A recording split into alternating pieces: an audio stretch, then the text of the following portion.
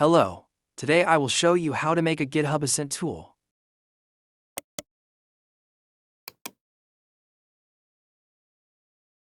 Let's first search a GitHub user and see what we can find.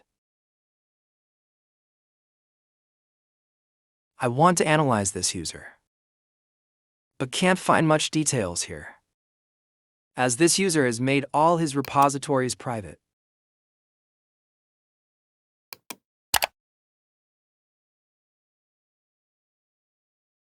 Now let's enter this username here.